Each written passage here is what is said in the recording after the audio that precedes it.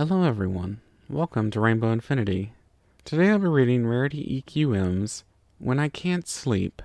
If you like the reading, be sure to like, comment, and subscribe. Please enjoy. Insomnia. I can't sleep, but that's okay. When I can't sleep, I listen to her heart. It's soft, and it's subtle, and it's nothing like her on the outside, but I love it. That heart. Her heart. It's been burned, and stabbed, and torn out, and put back in, and squeezed and crushed, and ripped to pieces, and broken in a million different ways. But it still works. It still beats, and she says it beats for me.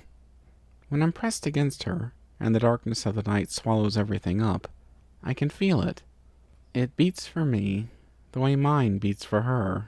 And when they beat in sync, I think there's no greater sound in the world to fall asleep to. When I can't sleep, I listen to her breathe. She uses focused, circular breathing, even while she's asleep. That's talent right there. I can hardly tell when she inhales and when she exhales. This is special breathing we learned in school. It allows for the continuous casting of lengthy spells or channeling. If I listen hard enough, close enough, I can catch the slight gasp of air between when she inhales and exhales. It's small, but it's there.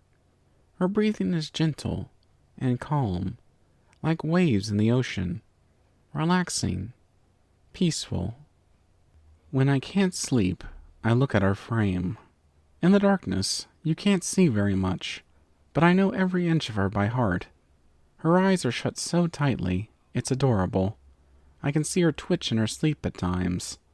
Sometimes I can catch her mumbling the last fragments of an enthralling stage performance, or other times politely requesting more dessert at some fancy dinner.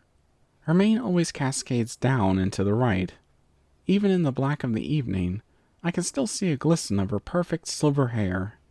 That hair that seems to shine no matter what it does, even when she's asleep next to me. It's one of her most striking features. It draws me to her like nothing else. When I can't sleep, I end up thinking about her. Always about her. What we'll do tomorrow. How I can impress her with my latest spell I learned. When we can duel again. Maybe if the princess needs me to go on a quest, she can come with me, and I can show her just how good a student I can be. That would be nice. Maybe we'll have to work together to defeat some terrible creature threatening Equestria. We'd pool our knowledge and come up with an incredible spell. A real blockbuster which would save the world. Pooling our efforts together would make us heroes. She would like that. The town would ask me to write so many books on the subject. And of course, they'd ask her to repeat the story again and again and again and again. And after the celebrations, and the glory, we'd come back to our cozy little tree and prepare for another day. We'll fall asleep nestled together, and cuddle the night away. When I can't sleep, I snuggle her close. I wrap my forelegs around her gently, as so not to wake her, and pull myself close against her body.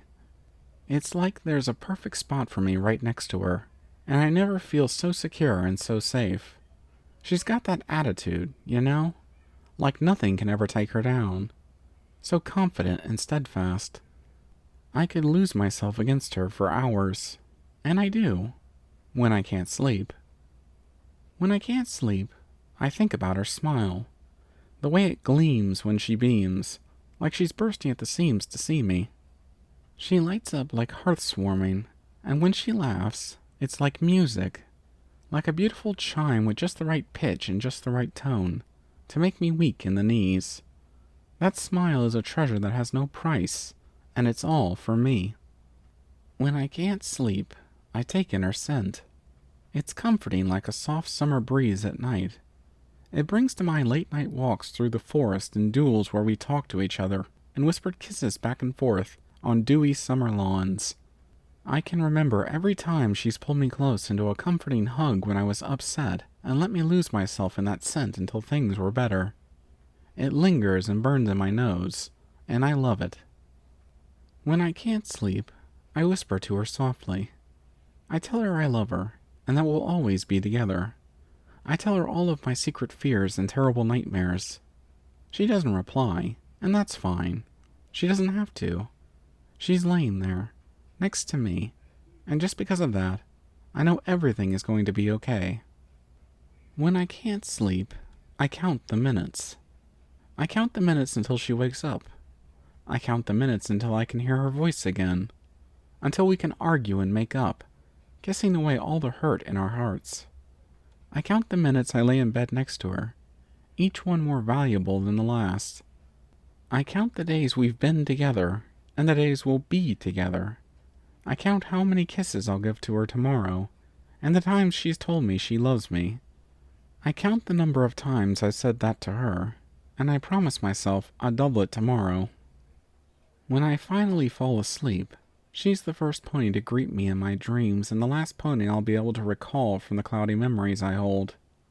I'll spend the night with her in my head and in my bed, and when the dream is over, I'll wake up to her pretty silver mane, perfect smile, and dazzling eyes. I'll peck her on the nose, and she'll peck me back and ask me how I slept. I'll laugh and tell her she kept me up all night. Thank you for listening in. I hope you enjoyed the reading. Until next time, stay tuned.